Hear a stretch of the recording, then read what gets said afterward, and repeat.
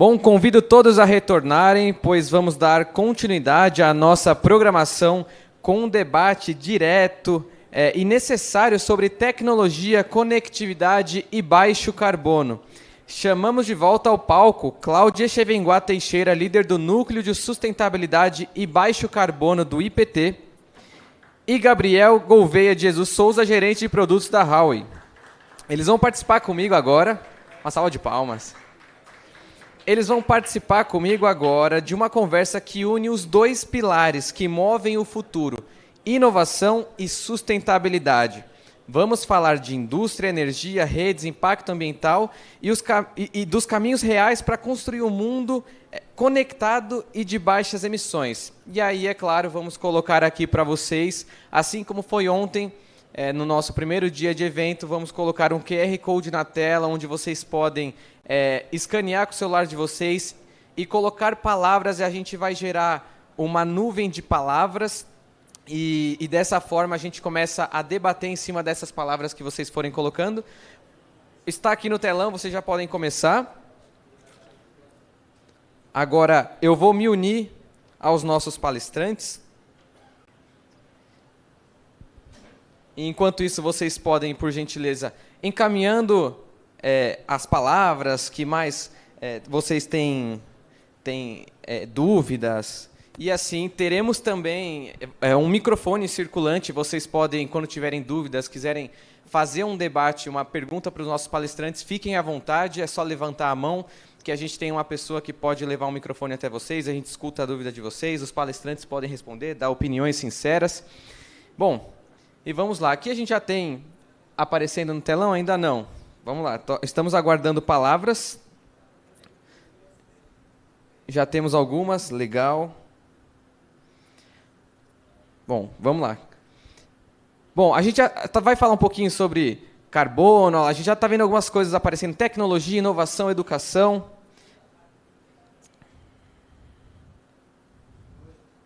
Vamos lá.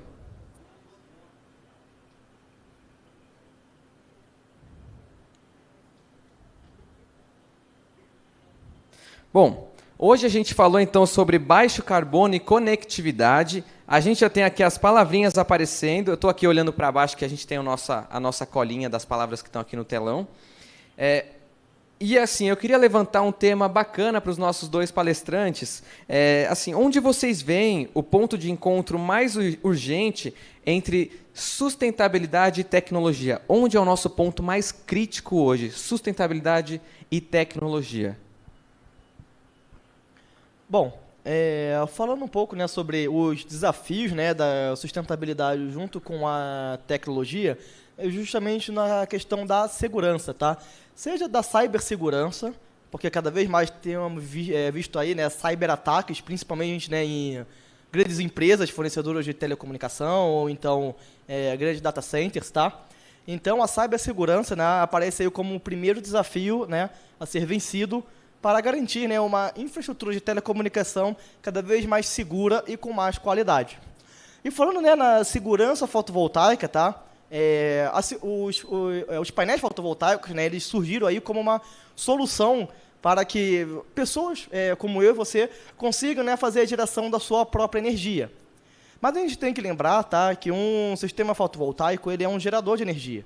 E com essa solução, né, que nós chamamos de geração distribuída, também traz alguns riscos de segurança, como, por exemplo, o risco do arco elétrico, tá, que pode acontecer numa instalação fotovoltaica, tá, e é por isso, tá, que quando você vai escolher justamente, né, um fornecedor, né, de inversor fotovoltaico, sempre tem que pegar aquela marca de inversor fotovoltaico mais bem conceituado no mercado, para justamente trazer segurança na hora que você for realizar, né, a construção do seu painel fotovoltaico, tá? E outra coisa, tá, é no quesito da qualidade, tá? Não adianta nada você, né, comprar às vezes um produto barato, só que não gera. Você vai queimar o mercado. Então, ou seja, o que antes aparecia como uma solução, as pessoas vão começar a ver isso com mau olhar. Então, segurança e qualidade, para mim, né, são um dos maiores desafios, né, para se construir um mundo cada vez mais conectado e com baixa emissão de carbono. Algum comentário, Cláudia, sobre essa crise entre tecnologia e sustentabilidade?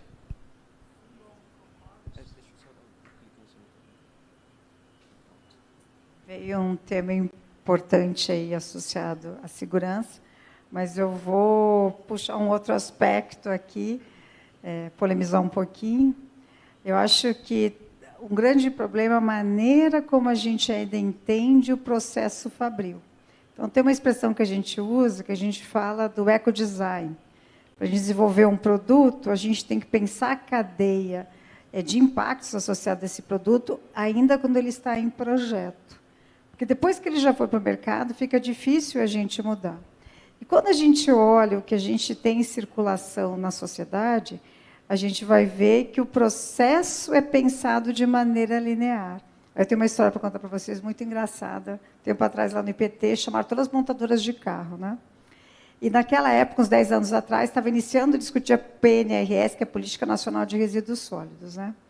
E aí começava a falar de logística reversa, coisa toda. Eu estava lá sentadinha e alguém tentou trazer o debate com as representantes das montadoras.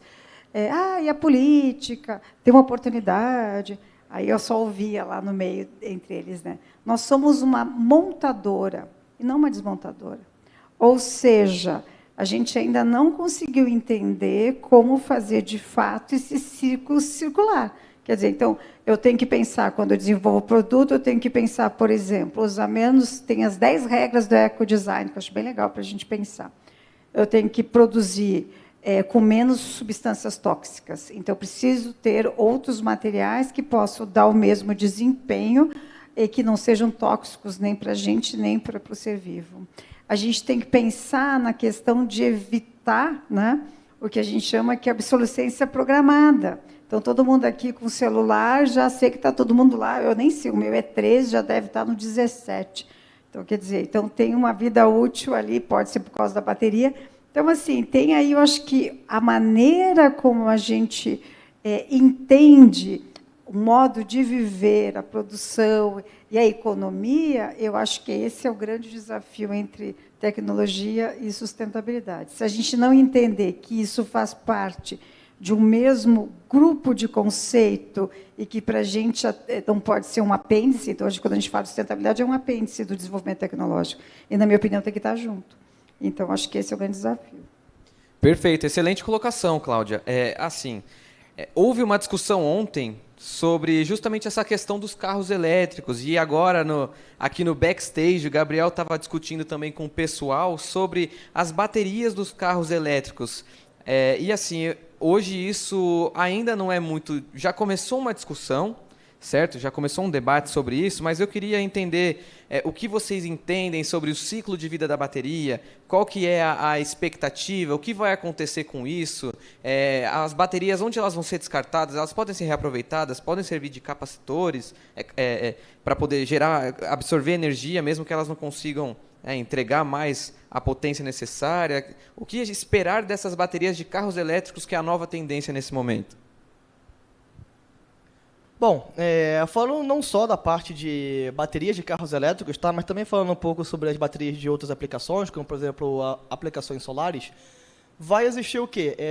Um modelo de negócio que é a segunda vida de bateria, que para aquela aplicação, tá, a bateria ela já não serve mais. Ela já atingiu, né, um estado de saúde tão degradado que, para aquela aplicação, para que ela foi comprada, né, que ela foi projetada, a fabricante sugere que você realize, né, a troca da bateria. Mas isso não significa que a bateria ela vai deixar de funcionar. Então, vai existir um mercado que é justamente de segunda vida, onde você utiliza uma bateria que antes era para uma aplicação para uma outra aplicação. Então, o ciclo de vida da bateria, diferentemente, por exemplo, do mercado de módulo fotovoltaico, tá? Que você não conseguiria reaproveitar um módulo defeituoso, por exemplo, com a bateria é diferente, você pode reaproveitar. E no fim desse segundo ciclo, dessa segunda vida útil, tá, a bateria, dentro dela, tá, tem diversos componentes bastante valiosos, como, por exemplo, ouro, prata, cobre. Então, né, se você tem uma rede de reciclagem eficiente no país, tá, você também consegue aproveitar, né, essas matérias-primas para ser utilizada nas novas baterias. tá? A Huawei também se preocupa com isso, tá? Então ela tem, né, uma logística reversa para suas baterias. Temos, por exemplo, um centro de recolhimento aqui em São Paulo, então, ou seja, as baterias que já chegaram, né, no fim da sua vida útil, são recolhidas, caso elas não vão para uma outra empresa que reaproveite essas baterias, tá? A Huawei tem essa logística reversa para poder recolher essas baterias, tá? E fazer o descarte correto conforme as leis internacionais e as leis locais. Perfeito. Então, assim, agora, entrando um pouco mais no tema, que eu estou vendo umas palavrinhas que foram aparecendo, eu acho que a gente está com um problema para atualizar o telão, mas eu estou vendo algumas coisas sobre engenharia, que envolve bastante o IPT, instituto, inovação. O que eu queria trazer aqui agora, principalmente para você, Cláudio? Eu queria entender quais setores brasileiros ainda estão mais atrasados na transição para baixo carbono. Que tipo de solução prática vocês no IPT já estão aplicando que poderia acelerar essa questão de trazer a ideia do baixo carbono? Oi? Hidrogênio a gente já comentou, mas eu vou fazer uma ponte com o que o colega falou, que eu concordo com ele, para trazer um pouco essa questão. Então, hoje, das tecnologias, como lá na nossa, quando a gente falou um pouco do carbono, eu comentei, né? Então, a gente enxerga duas possibilidades importantes na mudança, né, dos rumos da sociedade. É uma mudança da matriz energética, substituir o combustível fóssil, e outro, o melhor uso e aproveitamento dos materiais e todos os insumos, né? Então, eu acho que as tecnologias associadas têm um termo, né, de novo, lá do letramento dos termos novos, né, que a gente vem usando na sociedade, que a gente está falando de mineração urbana, que é justamente isso, né, os materiais críticos, você precisa, uma hora não vai ter mais, né? E a gente vai perdendo um pouquinho em cada equipamento em função, aumentando essa capacidade de transmissão também da informação, né? Então, eu acho que isso é um primeiro ponto que eu queria trazer. Então, a gente vem no Brasil, então, lá no IPT, por exemplo, a gente tem agora, com uma empresa, um laboratório que está fazendo todo o desenvolvimento de um processo para recuperação na reciclagem de baterias, nesse conceito de mineração urbana que o colega trouxe. Quer dizer, não estou usando a bateria, mas eu vou encontrar maneiras de aproveitar aquele material, todas aquelas estruturas embarcadas numa bateria, para poder voltar para o ciclo, aí atendendo a economia circular. Mas o fato é que, às vezes, cada situação tem um tipo de peculiaridade e, às vezes, falta equipamento, né? Então, vou dar um outro exemplo que a gente fez lá. Lâmpadas, a gente tem mudado, né, a matriz de iluminação que a gente usava muito, que não tem mais, as lâmpadas fluorescentes. A gente substituiu por lâmpadas LED, né? Aliás, adoro um LEDzinho, né? Só que, olha que interessante, tudo bem, a gente não tem mais o vapor de mercúrio, mas tem o LED, que vai ter também suas estruturas, né? Como a gente desmonta uma lâmpada de LED. Então, ela se desenvolveu para a Trampo, que é uma empresa que recolhe resíduos aí de lâmpadas, enfim, um equipamento para poder fazer a separação dos componentes da lâmpada de LED, que tem vários modelos, como você sabe, para poder reciclar. Então, eu acho assim, que essas tecnologias, para fechar esse ciclo, elas estão em voga. Outro que eu acho bastante importante, e eu também sou bem, como é que eu vou dizer, sensível a esse, é o que a gente está falando muito dos biomateriais, das biomassas, né? Então, aqui no Brasil, acho que a gente tem matéria-prima de fonte renovável. Então, tem aí várias pesquisas e desenvolvimentos tentando produzir melhor materiais naturais que podem substituir o material sintético. Então, vou dar um exemplo aí que o pessoal estava estudando, um abacaxi, que é o curauá, é da Amazônia, uma fibra bem interessante também, assim, bem resistente e tal, para substituir, sei lá, poliéster, né? Então, mas aí tem limitações, você tem que melhorar a forma de produzir, enfim, porque ele é de uma determinada região, então, para se multiplicar, demora muito e tal. Então, tem toda essa parte da bioeconomia associada com isso, que eu acho muito interessante também, que a gente tem lá estudado algumas rotas lá no IPT. Então, acho que a gente, né, falou, então, tecnologias para poder utilizar melhor os materiais, tecnologias para usar outras fontes, né, de biomassa. E só para comentar com vocês, eu não vou poder citar o nome, mas nesse processo de descarbonização, então, o uso de materiais de base biológica, vamos chamar assim, para substituir outros que vêm do petróleo, os poliméricos, vamos lá. Então, tem aí o mundo inteiro fazendo pesquisa de mercado para poder saber se a gente pode aumentar a quantidade desse tipo de materiais nos bens de consumo. Mas aí tem que ter oferta desses materiais. Então, tem uma limitação da oferta também dessas estruturas, enfim, desses materiais.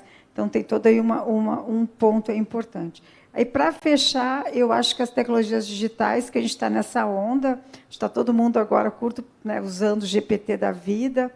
Então, eu acho que essas tecnologias elas têm ajudado muito também, que é um grande problema, que é diminuir as distâncias, né? Então, não adianta a gente falar em fechar o ciclo, que o negócio está lá longe, como é que eu faço voltar, como é que eu faço a rastreabilidade dessas coisas todas, onde estão.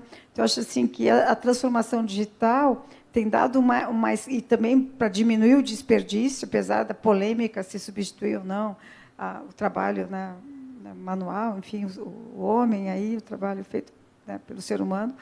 Mas eu acho que tem aí avanços bem interessantes. Eu acho que a pandemia mostrou isso para a gente, que na pandemia a gente evoluiu aí 10 anos em um ano, né, nesse tipo de tecnologia, que eu acho que já tem demonstrado aí efeitos bem positivos também nessa questão de melhorar o desempenho das cadeias produtivas, o aproveitamento de materiais e outros. Se deixar, eu fico falando aí. Imagina, Cláudia, muito bom. É assim, a gente percebe então que a mudança ela vem de dentro, né? Entendo que para a gente começar a produzir a pegada de carbono, a gente ter esse baixo carbono, a gente começa de dentro. Então começa trocando as lâmpadas e por aí vai e vamos evoluindo. E aí assim, agora eu queria perguntar para o Gabriel se a gente tem, você comentou algumas medidas, né? Na Huawei a gente tem algumas medidas internas para poder também já começar a diminuir essa pegada de carbono, melhorar a sustentabilidade. Você poderia comentar um pouquinho? Claro. Falando, né, na parte, né, dos produtos, né, para empresas, principalmente com relação ao data center, o que a Huawei pensa? Justamente na eficiência do equipamento. Algo muito semelhante, né, como a colega falou, que antes, né, você utilizava, né, lâmpadas fluorescentes, ou então até mesmo aquelas lâmpadas de filamento antiga, e agora a gente está passando, né, para a utilização de lâmpadas LED, que são mais econômicas, têm uma eficiência melhor. A Huawei também busca agregar isso nos seus equipamentos. Por exemplo, a gente sabe que um data center consome bastante água. Então, né, todo data center que a Huawei produz, tá, né, os produtos de data center da Huawei, maximizam, tá, e melhoram a performance do consumo de água. Seja do consumo de água, seja do consumo de eletricidade, como, por exemplo, fazendo uma refrigeração mais inteligente. Vou dar um exemplo dos sistemas de armazenamento de energia. Para quem não sabe, tá, até os próprios sistemas de armazenamento de energia, tá, possuem um consumo de energia, por causa dos seus supervisórios, todo o sistema de refrigeração. Então, justamente, né, por conta dessa pegada, né, ecológica, a Huawei também, né, se preocupa com a performance dos seus equipamentos. Então, dando um exemplo, né, do nosso sistema de armazenamento de energia, né, de 215 kWh, ele tem um sistema de refrigeração modular, um sistema de refrigeração flexível e inteligente. Ele não vai ficar funcionando 100% do tempo. Então, dependendo da temperatura ambiente local, ele consegue aproveitar essa temperatura externa para fazer o próprio resfriamento, né, da onde tem o ponto quente da bateria. Se, por exemplo, você está instalando a bateria num local muito frio, né, que não é o caso aqui do Brasil, a bateria consegue se reaquecer com, né, o próprio calor gerado por ela. Então, essas são inovações que a Huawei traz para os produtos, independente se for um data center, independente se for um pequeno inversor solar fotovoltaico. A Huawei sempre pensa tanto na parte do projeto e até mesmo, né, na hora da aquisição da matéria-prima, né, como a colega bem falou. Essa matéria-prima, ela está vindo, né, de fontes legalizadas? Essa matéria-prima está vindo, né, de mineradoras legalizadas? Sim, até isso a Huawei se preocupa. Então, todo e qualquer equipamento que você, né, adquire da Huawei, ela tem, né, um selo, um certificado de conformidade com os padrões internacionais e brasileiros também, com relação, né, à matéria-prima que é utilizada. Perfeito, excelente, Gabriel. E assim, eu queria perguntar para os dois, né, de uma forma, eu aqui como representante do Instituto Conhecer Brasil, que é um instituto de ciência e tecnologia, assim como o IPT, então nós temos como viés, claro que uma parte mais social, uma parte nesse sentido, de tecnologia também, mas a gente lida muito com políticas públicas. E aí eu queria entender com vocês se a tecnologia, ela resolve tudo? E até que ponto a inovação ela encontra limite nessas políticas públicas que a gente tem hoje até o momento? Isso é bom. Vamos lá. Não, eu acho que a tecnologia não resolve tudo, não. Mas, enfim, é uma associação de coisas para que isso funcione. Então, eu gosto muito do conceito da quádrupla hélice, que até a gente aumentou uma, né? Então, quando a gente fala em inovação, a gente começou na tríplice hélice, que é, então, as ICTs, a geração do conhecimento, as empresas, né, o setor produtivo e o governo. E agora a gente está colocando mais um, que é justamente a sociedade. Então, eu acho que a gente precisa trabalhar essas questões de diferentes aspectos e de diferentes ângulos. Porque se você, aquilo que a gente comentou, não adianta eu desenvolver a tecnologia se eu não vou ter matéria-prima para ela, se eu não vou ter usuário que vai saber utilizar. E se não tiver, de uma certa forma, o entendimento da importância da necessidade para o desenvolvimento do país. Então, as políticas públicas ajudam também para proteger o capital intelectual e proteger a economia do país, né? Então, isso acho que a gente está vendo aqui o escândalo que foi lá, todo esse rolo que está lá com os Estados Unidos, né? Então, é isso que faz com que as coisas avancem. Existe um conceito que eu acho muito legal para ajudar que as tecnologias, enfim, possam ser implementadas, por exemplo, é o conceito de sandbox. É uma política que diz o seguinte: você testar tecnologias para ver até que ponto funciona. Então, vai numa escala piloto, porque às vezes a gente vai, quando é muito novo e a gente não entende como o uso e os efeitos, tem um conceito que eu acho muito bom, que é o efeito rebote, que a gente não sabe o que vai acontecer e a gente pode fazer alguma coisa errada. Então, eu acho que o entendimento hoje disso tudo não dá para separar, botar cada um separado, a gente tem que trabalhar de uma maneira mais sistêmica e mais integrada. Nesse sentido, eu acho que a COP, né, essa ideia da gente juntar os países, os vários setores da sociedade civil organizada, setor produtivo, academia, tudo isso, permite esse diálogo para poder analisar essas coisas de diferentes ângulos, né? Mas é complexo num outro aspecto se a gente não tem. E, na minha opinião, hoje, por isso que eu quis vir aqui falar com vocês, que, na minha opinião, é o crucial, que a gente fala muito de educação, mas é justamente como é que a gente usa as políticas públicas para incentivar o desenvolvimento de coisas que são boas para a nossa sociedade, né? Então, a gente vê agora, porque a China tem lá os problemas da China, mas a gente ouve os conceitos, e o que eu acho que ainda pesa para a gente? Por mais, como eu disse, a gente fala dessas coisas de uma maneira muito anexa, né? Não é uma coisa orgânica, não é uma coisa percebida e sentida como necessário.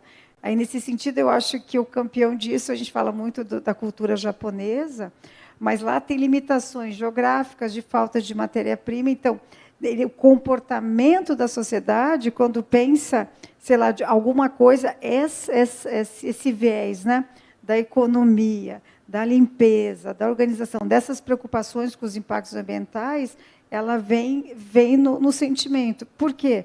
Porque lá também é uma área, uma região geográfica de sustentabilidade, de suscetibilidade ambiental. Lá tem terremoto. Então, as pessoas já têm esse olhar de resiliência, né, esse sentimento de resiliência. Então, acho que tem aí questões bem interessantes que a gente tem avançado na sociedade, mas ainda eu acho que tem não é orgânico, né? Então, enfim, para responder, acho que a tecnologia não é importante, é necessária, mas não é suficiente, se não mudar esse entendimento da sociedade, a questão cultural, a questão econômica, enfim, né? E para finalizar, agora um viés um pouco político da minha visão, né? Eu acho que o grande problema do nosso país ainda é, por mais que a gente possa, é a desigualdade social. Então, num país que a gente tem aí gente em condição de limitação de pobreza extrema, vai ser difícil. Então, as políticas públicas, na minha opinião, têm que ajudar a chegar a tecnologia para todo mundo e têm que ajudar a diminuir a diferença entre os mais ricos e os mais pobres. Perfeito. Eu concordo com a colega, né? A tecnologia não é o suficiente. Precisa ter, né, políticas públicas e também incentivo para essas tecnologias. Tá? A gente está vindo aí um movimento, né, quem está bem por dentro aí dos movimentos regulatórios, principalmente com relação à regulação, tá? Uma nova tecnologia precisa ter uma regulação favorável. A gente está vendo um movimento aí no mercado fotovoltaico que, infelizmente, está indo contra a inovação, está indo contra a tecnologia, dando destaque aí, por exemplo, para a Lei 14.300, que começou, né, a realização da taxação de toda a energia que você injeta na concessionária. Tá? Então, ou seja, o que antes você injetava 1 kWh, você poderia resgatar esses 1 kWh depois. Tá? Agora não. Agora você vai ter uma taxação gradativa. E depois o mercado solar tomou um outro golpe com a MP 1304, tá? Que apareceu aí, pelo visto, para matar de vez com a geração distribuída. Então, essa é a prova de que, se você não tem incentivo, se você não tem políticas públicas, não adianta nada você ter inovação, nada de tecnologia. Você pode ter a melhor tecnologia, que sem incentivos públicos nada vai para frente. Então, é sempre bem importante salientar que sempre verifique, né, o que seus políticos defendem, né, se eles estão contra ou a favor de, por exemplo, uma transição energética, ou então se eles são contra isso, e se vocês concordam ou não. Tá? Então, né, só para finalizar aqui o assunto, tecnologia sem incentivo não é o suficiente. Isso é muito interessante, que para nós do ICB, a gente tem um pouco desse viés que junta a parte... Eu entendo que você trouxe o ponto de placas fotovoltaicas da Huawei, assim, mas para nós aqui como instituto, a gente tem um projeto muito bacana que é o Wi-Fi Livre SP Comunidades. E lá a gente está fazendo a integração justamente para não ter a desigualdade social que a Cláudia comentou.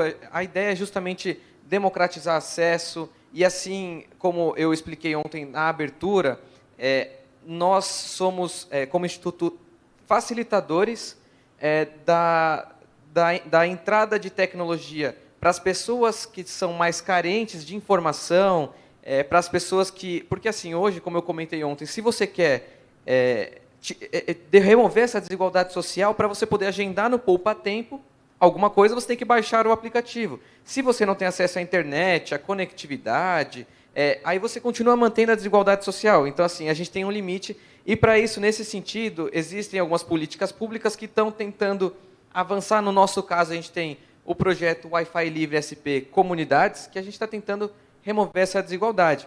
E aí, entrando nesse tema, eu sei que foge um pouquinho do viés de placas fotovoltaicas, mas eu queria entender, para o Gabriel, na Huawei, como que a gente consegue garantir a conectividade em larga escala sem aumentar a pegada ambiental para poder produzir, para poder gerar dispositivos e redes? Perfeito. A Huawei, né, isso também serve, né, para as antenas de telecomunicação e toda a infraestrutura. Tá? Quando a Huawei ela vai fabricar uma nova antena, principalmente antena de 5G, tá? Até porque existe a diferença, né, de diferentes gerações de telefonia, tá? Então, o 5G, tá, ele apareceu para democratizar toda, né, qualquer pessoa para ter acesso à conectividade. Então, como que a gente vai construir, né, fornecer uma infraestrutura para poder atingir até o 5G sem aumentar a pegada de carbono?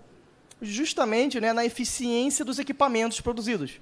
Então, o que antes uma antena consumia, eu vou chutar aqui um valor, 300 watts de potência, agora, né, graças a tecnologias integradas, você consome 1/3 dessa potência. Então, ou seja, você pode aumentar, né, o número de antenas disponibilizados em todo o Brasil, Então, por quê? Porque para ter conectividade, você precisa ter, né, toda uma infraestrutura, né, de um país para poder fazer, né, a interconexão muito semelhante, né, à malha ou sistema interligado nacional de eletricidade, tá? Isso também existe na parte de telecomunicação. Então, a Huawei ela se destaca o quê? No fornecimento de toda essa infraestrutura de telecomunicação. Não só as antenas, mas switches e todo o backbone, tá? Que nós chamamos de backbone, é onde você concentra a maioria dos dados para fazer a transição, né, entre países, entre regiões, entre continentes. Então, a Huawei aparece justamente para trazer tecnologia agregada, melhorando a eficiência, tá? E também, né, a utilização, né, de matérias-primas de fontes recicladas, tá? Que isso aí também a gente não pode deixar de fora. Então, a Huawei aparece melhorando e agregando, né, cada vez mais tecnologia para justamente reduzir a pegada de carbono de cada equipamento que a Huawei produz. E é claro que as antenas, os switches, né, os equipamentos de telecomunicação não iriam ficar fora disso. Então, um equipamento que antes consumia, eu vou chutar aqui um valor, 1.000 litros d'água por dia, agora, né, graças, né, a sua melhor eficiência, consome apenas 200. E aí, sucessivamente, né, a gente vai melhorando, né, o nosso consumo, melhorando a performance dos nossos equipamentos, para justamente reduzir a pegada de carbono. E com relação à energia, tá? Tem a minha área, que é justamente, né, da geração de energia verde, justamente para compensar essa energia que é utilizada justamente, né, nesses sites de antena de telecomunicação. Uma outra solução que é bem bacana também, que é a integração de painéis fotovoltaicos, armazenamento, que nós chamamos, né, nos sites de telecomunicação. O que são os sites de telecomunicação? São aquelas torres que nós estamos acostumados a ver, tá? Que tem as antenas viradas para todas as posições, 360 graus. Aquilo lá é um site. Então, a Huawei tem uma área, né, específica só para agregar energia fotovoltaica, mais armazenamento, para fazer um sistema totalmente fora da rede e com energia renovável. Então, a Huawei se preocupa tanto com o consumo de água, quanto com a pegada de carbono e tanto quanto, né, a cada watt que aquela antena está produzindo. Eu falo antena, mas também eu estou colocando nesse pacote também os nossos data centers, a nossa unidade de cloud que utiliza, né, os data centers que a gente tem aqui no Brasil. Então, a Huawei é muito preocupada justamente nisso, né, na parte, né, de zerar a emissão de carbono.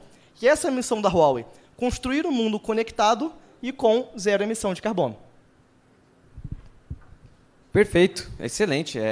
Foi um bom ponto. Achei uma explicação bem completa, Gabriel. E assim, eu acompanhei a palestra da Cláudia e aí eu ouvi um ponto muito interessante, principalmente quando a gente está tratando sobre combustíveis. Ontem a gente teve aqui a presença da chefe de gabinete da Secretaria de Mudanças Climáticas aqui de São Paulo, a Luciana Feldman. Ela trouxe um ponto muito interessante que eles já implementaram acho que são 1.009 ônibus elétricos. E aí você comentou do biometano. Eu queria entender, assim, uma pergunta um pouco mais técnica. Biometano ou elétrico? O que é favorável? Prós e contras? O que pode ser melhor para nós hoje? Então, pois não, me pegou, vamos lá, vamos tentar ajudar. Isso eu acho que é um dos paradoxos dessas questões aí, que eu já falei do negócio do efeito rebote, né? É esse entendimento da escolha, por isso que a gente fala de avaliação do ciclo de vida, né? Então, assim, não existe uma coisa, o que é melhor ou pior. Eu acho que não, são complementares dependendo do cenário da escolha. Então, acho que isso é uma coisa importante. Então, não dá, da mesma forma que não vai dar para banir o petróleo de tudo, é impossível.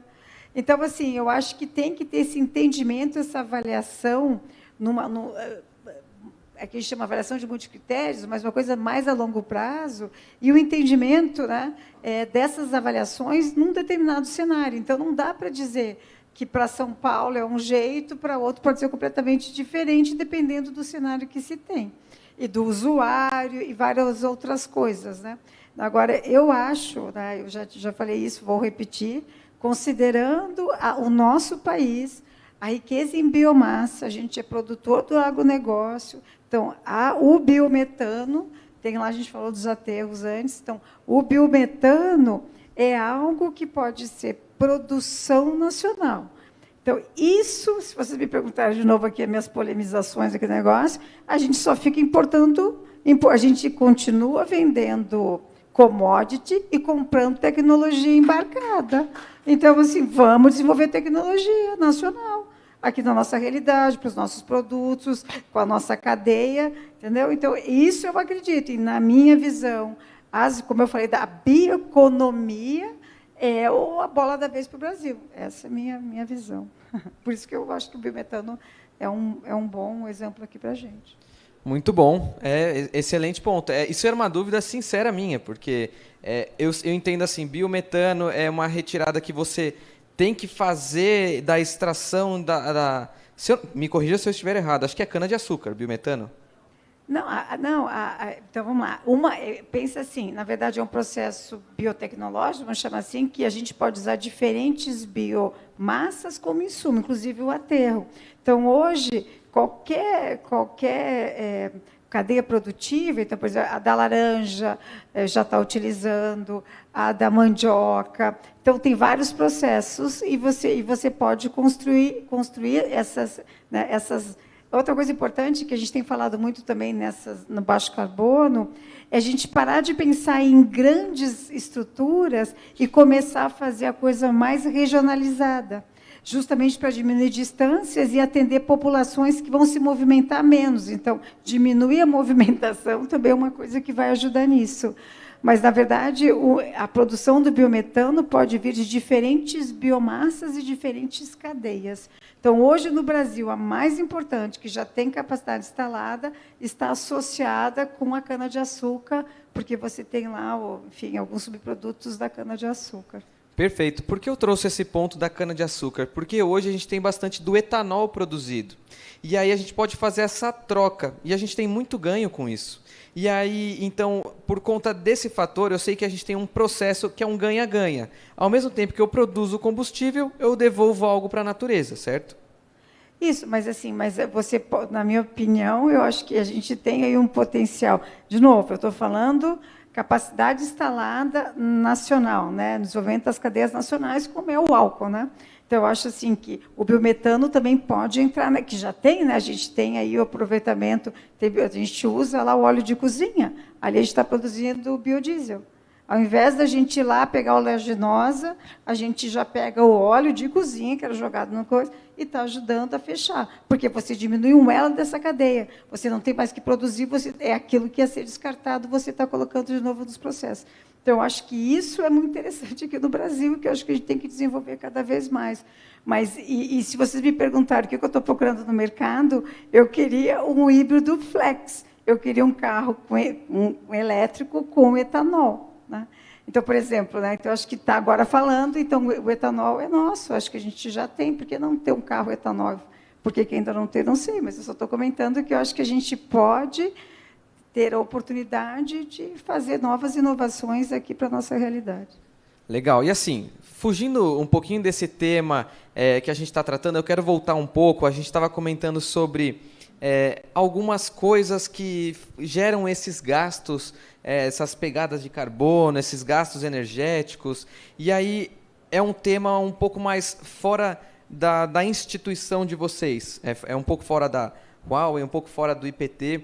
Eu queria trazer aqui, como a Cláudia mesmo comentou, a gente tem muito de coisas que não são solucionadas pelo ser humano, como, por exemplo, o ChatGPT. É uma fonte de inteligência artificial que ontem a gente comentou aqui sobre o fato dos data centers consumirem bastante e tudo mais. Então, dado esse viés de coisas que são mitos que às vezes podem ajudar a sociedade, mas que às vezes estão prejudicando o meio ambiente, eu queria entender de vocês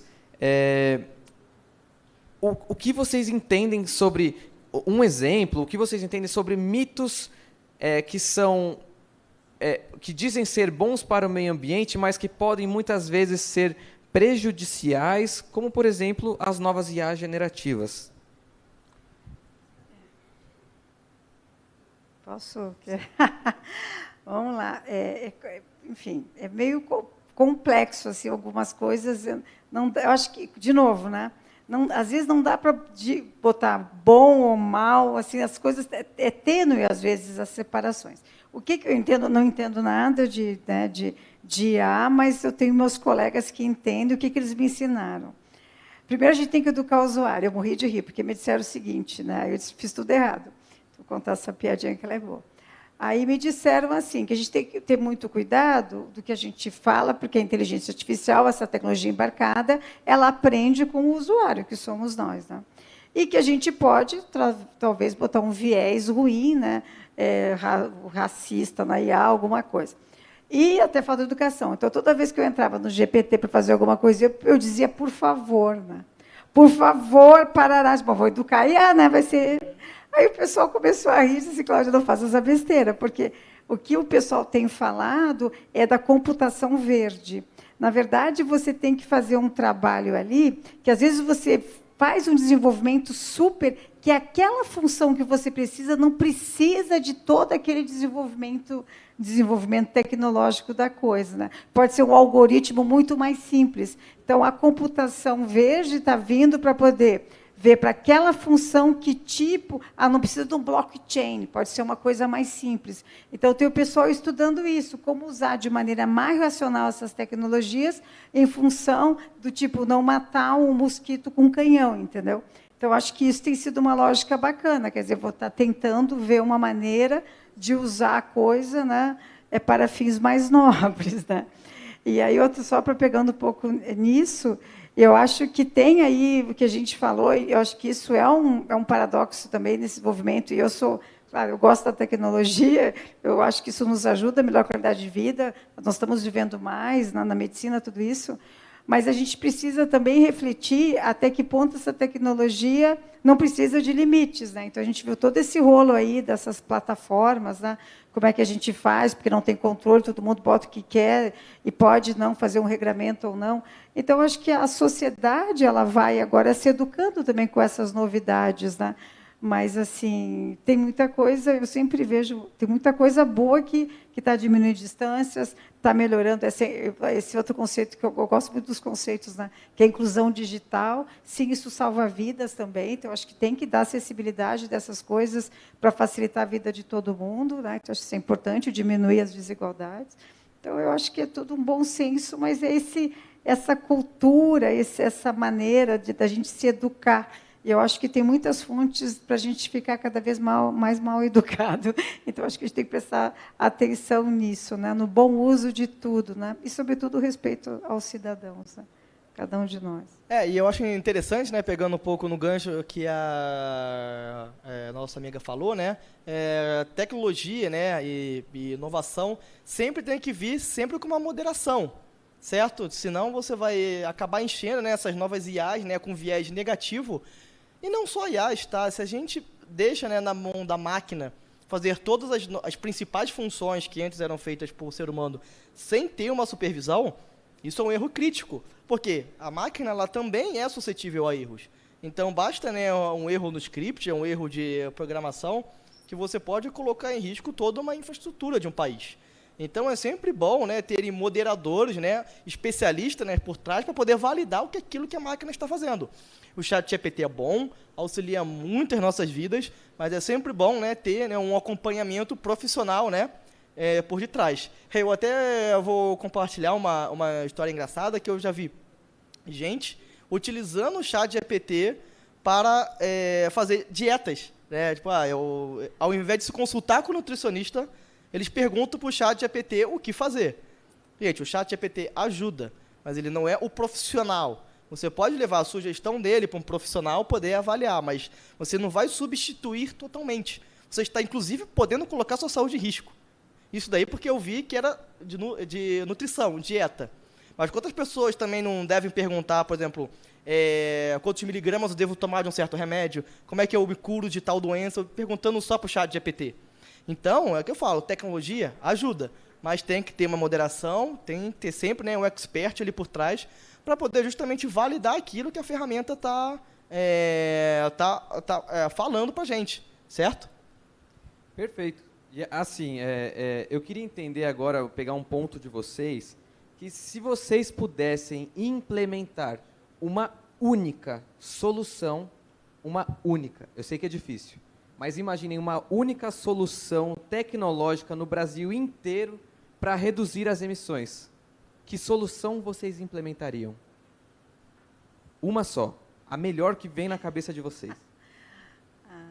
Bom, eu acho que, enfim, então eu queria poder ter consertabilidade e evitar aquilo que eu falei, agora esqueci, a obsolescência programada.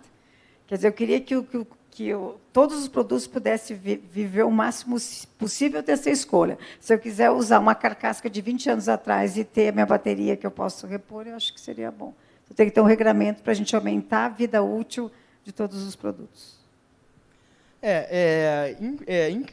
Infelizmente, no meu ponto de vista, né, até contrariando, né, o que você perguntou, eu acredito que não tem uma única solução, tá? Precisa ser uma solução integrada, porque, como eu falei, não adianta você, né, ter uma tecnologia se essa tecnologia não tem incentivo, ou se essa tecnologia não resolver outros problemas que vêm agregados a ela. Por exemplo, a nossa amiga falou um pouco sobre, né, a parte da transição das lâmpadas de filamento, né, das lâmpadas fluorescentes, por lâmpadas de LED. Excelente, melhorou o consumo. Só que isso trouxe um outro problema invisível para a rede elétrica, que é justamente, né, por se tratar, né, de um diodo, tá? Você aumenta, né, a quantidade de harmônicos e ruídos na rede. Então, você resolve um problema e acaba criando um outro. Então, você não tem uma única solução milagrosa para todos os problemas. Tá? Precisa ser, primeiro, resolvendo um problema de cada vez. Mas, né, falando, né, na transição energética, falando, né, na baixa pegada de carbono, tá? A energia solar fotovoltaica, em conjunto com o armazenamento de energia, se eu posso dizer que isso é uma solução única, auxilia muito, né, a resolver os principais problemas na matriz energética brasileira e também abre espaço, né, para o mercado fotovoltaico poder se expandir ainda mais. Porque hoje o fotovoltaico ele não se expande mais, tá? Muito por conta do quê? Das novas regulações e também por conta do fluxo reverso. Mas o sistema de armazenamento de energia ele aparece como uma solução para melhorar a estabilidade da rede, melhorar a qualidade, né, da infraestrutura elétrica, porque sem energia a gente não tem nada, a gente não tem chat GPT, a gente não tem data center, a gente não tem nada. Então, primeiro, a gente tem que começar, né, tornando a matriz energética brasileira de mais qualidade, né, e integrar com mais fontes renováveis. E, novamente, quanto mais fontes renováveis a gente coloca no nosso sistema, tá, mais instável ele fica. Então, a gente tem uma solução, mas a gente cria um outro problema que tem que ser resolvido. Tá? Então, seja, só resumo da ópera, tá? Tipo, não tem uma única solução milagrosa para todos os problemas, mas sim, né, uma etapa, uma série de problemas que tem que ser resolvido até chegar, né, na solução ideal, no ponto ideal para o Brasil. Nesse ponto, então, eu entendo que você está falando um pouco de processos e gestão, de repente algo mais ou menos nesse sentido. A gente tem aqui um representante hoje da parte de energia verde, energia, a gente tem uma outra representante da parte de descarbonização. E aí, assim, dentro do mundo de vocês, energia e descarbonização, eu queria entender o que vocês acham que caminha mais rápido, sem puxar a sardinha um para o lado do outro. Eu quero entender, vocês acham que a energia tem uma pegada maior ou a pegada ecológica, a falta né, a retirada desse carbono do ambiente, o que está pior, energia ou a falta da descarbonização? Bom, no meu ponto de vista, tá, eu acho que está um pouco mais atrasado a parte da descarbonização. Um país, tá, à medida que ele vai evoluindo, ele vai tendo, né, mais desenvolvimento tecnológico, ele vai exigir, né, a geração de mais energia. E isso, né, caminha de mãos dadas. Então, à medida que vai surgindo, né, novos polos de data center, vai surgindo, né, mais equipamentos de telecomunicação, então, né, a disponibilidade energética ela aumenta. Só que, infelizmente, tá, a energia renovável não está caminhando, né, na velocidade que deveria. Muito por conta, né, do freio nos incentivos às fontes renováveis. Como, novamente, por exemplo, a Lei 14.300, ou então a MP 1.304, que bota um freio justamente, né, na geração de energia renovável. Então, né, o que eu vejo que mais está para trás é a parte da descarbonização. Claro, a parte de energia, o Brasil ainda precisa melhorar muito. Tá? Mas a descarbonização, no meu ponto de vista, eu vejo que está muito mais atrás, muito por conta, né, do lobby forte que a gente tem aqui no Brasil com relação ao diesel, né? Né, concordo, assim, mas bom, vamos lá. A matriz energética brasileira, comparada com outros países, a gente já tem uma vantagem porque ela está baseada na energia hídrica, né, na hidrelétrica. Então, a gente tem isso, já tem aí painel solar, cresceu um monte no Brasil também. A gente tem as turbinas eólicas, como diz o colega, sempre tem, a gente tem comentado muito o reverso dessas coisas todas, né? Então, eu acho que a gente já tem um avanço, mas quando a gente fala em pegada de carbono, a gente precisa olhar isso ano a ano, a gente ainda queima carvão. Dependendo do pico, e isso que o colega falou, do aumento desse consumo, a gente ainda precisa colocar o carvão. E o que vai acontecer, já está sendo incentivado, que foi algo lá atrás, depois que deu Chernobyl, volta a se falar novamente de energia nuclear, que é considerada uma energia limpa. Então tem aí mudanças nesse sentido. Agora, quando a gente pensa, olha que doido, no Brasil, o grande problema da descarbonização está associado ao desmatamento. É uma grande fonte de problema para a gente. Por isso que disseram, se a gente controlar isso, é mais fácil controlar isso do que eu mudar toda a estrutura de funcionamento de diferentes tecnologias que a gente precisa. Aí, por exemplo, quando pensa na indústria do cimento, o nosso cimento, porque a nossa base ela precisa de água também, de bastante energia, produção de cimento, mas a gente já tem essa vantagem porque a gente está com a hídrica. Mas o que é o risco? Né? Com o aquecimento, com a mudança dos regimes, a gente está vendo as secas bastante grandes, né? Problema de inundação que aconteceu no Rio Grande do Sul. Então, esses regimes alterados, né, da natureza, enfim, né, isso é um risco que a sociedade está sofrendo. Então, esse é o grande ponto. A coisa é meio sistêmica para o lado positivo e para o lado negativo. Então, esses efeitos em cadeia, como eu falei, do lado do ponto de não retorno, é uma grande preocupação, né? Então, é isso, assim, a minha... Agora, o diesel é um combustível, então, de novo, a gente está falando do petróleo. Se vocês me perguntarem, a maior dificuldade vai ser a gente... Tá, a discussão lá de começar a explorar petróleo da Foz, lá na Amazônia. Quer dizer, isso é muito difícil. Por que é difícil? Porque você tem toda uma estrutura instalada que conhece essa produção.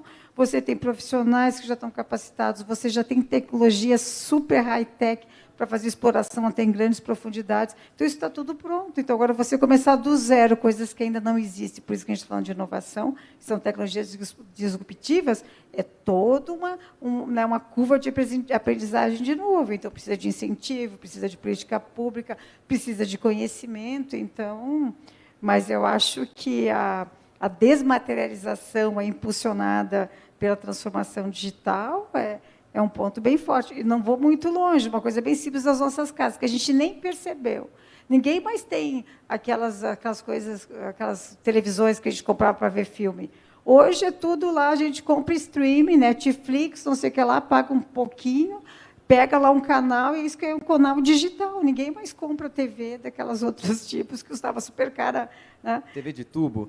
TV. Não, as outras que tinham, que até que vendia filme. Não, tipo comprar para ver filme, um monte de canal, que agora é streaming. TV a cabo, que ela está querendo TV a cabo, Ninguém vai falar em TV a cabo, quer dizer, ninguém. Então, assim, isso muda o quê? Empresas que vão falir, muda a economia, aí tem um lobby da produção da tecnologia, e por aí vai. Então, isso é o mercado aqui nosso, né, do mundo, né, do capitalismo. Né? Então, faz parte do jogo. Né?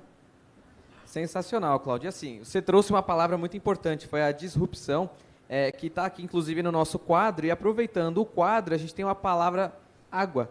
Eu sei que a gente está falando sobre energia, a gente está falando sobre carbono, mas e a água? Aí eu sei que foge um pouco da especialidade de vocês, talvez agora nesse momento, mas eu queria entender de vocês o que vocês pensam sobre o uso da água, o uso de hidrelétricas, o que para vocês tem de prós, contras, o que esperar para os próximos anos? Vamos lá. Então, eu falei dos riscos, né? esse é um grande problema que a gente está falando pouco. Como eu falei, está mudando os regimes das chuvas, a gente tem seca, nós estamos racionalizando ninguém sabe, mas está fechando lá o registro de água às noites, a gente está dependendo das nossas caixas, a gente nem sabe. Por quê? Porque está faltando água, tem água de mais em um lugar e água de menos em outro.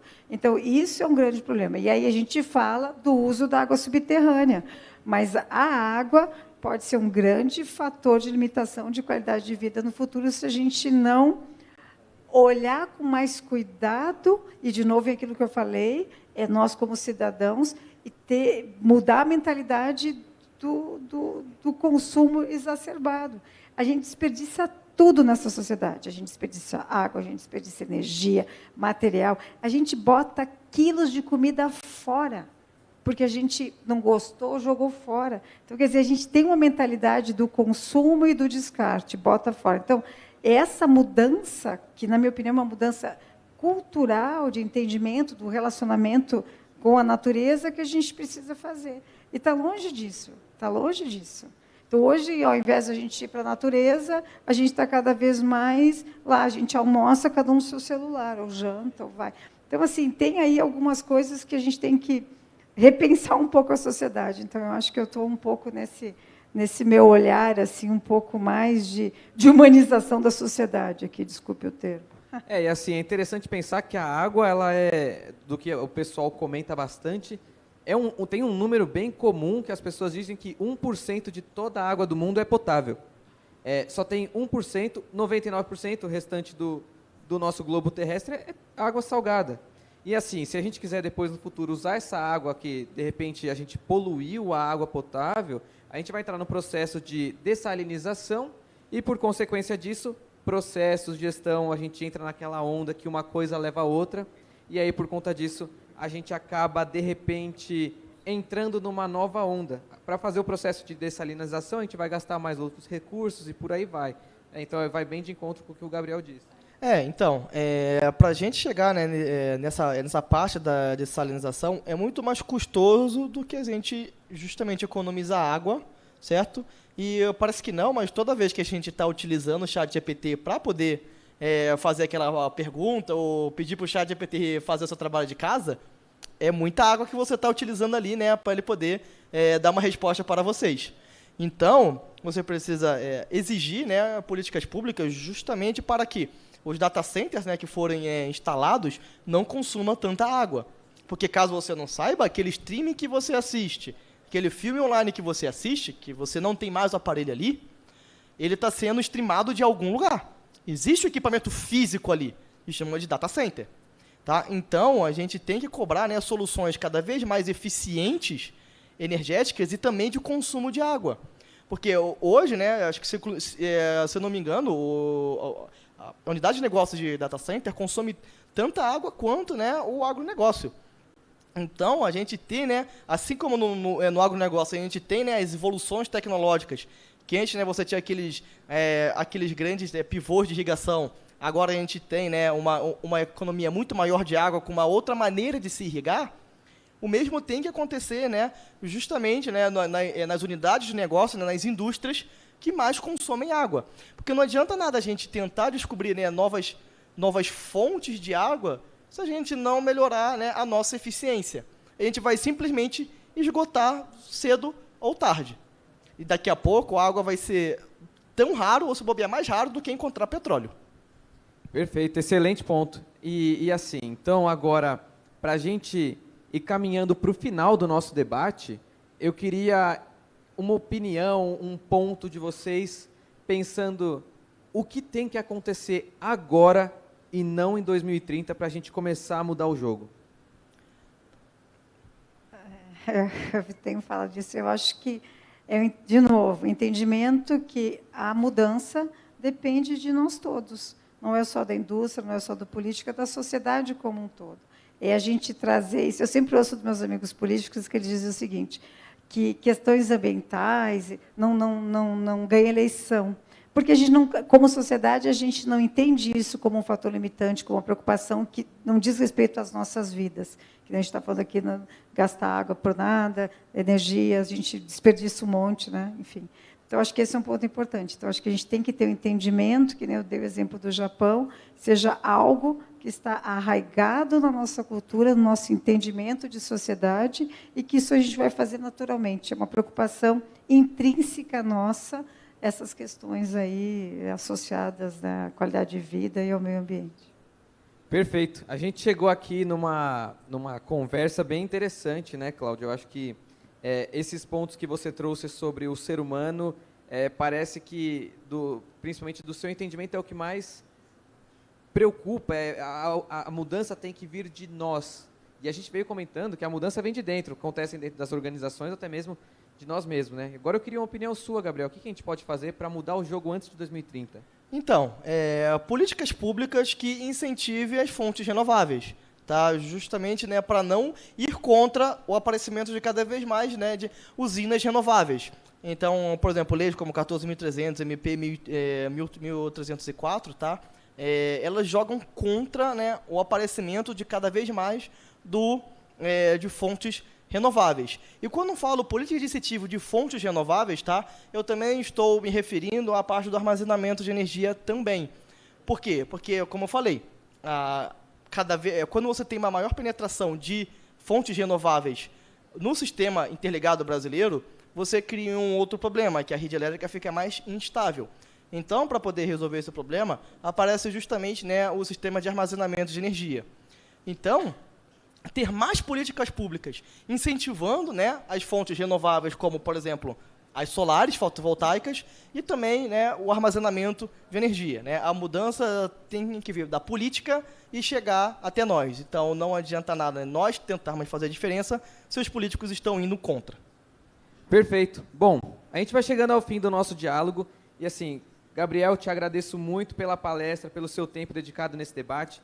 Cláudia, te agradeço imensamente pelas palavras, pelas suas opiniões, pontos de vista muito interessantes. E assim, eu gostaria de agradecer a nossa audiência online. A gente está agora em live no canal oficial do Instituto Conhecer Brasil. Agradeço muito a quem está nos acompanhando e a vocês aqui agora pessoalmente na Universidade Presbiteriana Mackenzie. Agradeço a atenção de todos. A gente vai chegando ao fim dessa nossa primeira sessão do segundo dia do RIEFA. E agora a gente vai entrar numa pausa e se preparar para agora a segunda parte desse segundo dia, com outras palestras, premiações. Então, do fundo do meu coração, muito obrigado a todos vocês palestrantes, obrigado a vocês, audiência, e a gente vai interagir daqui a pouquinho mais. Obrigado.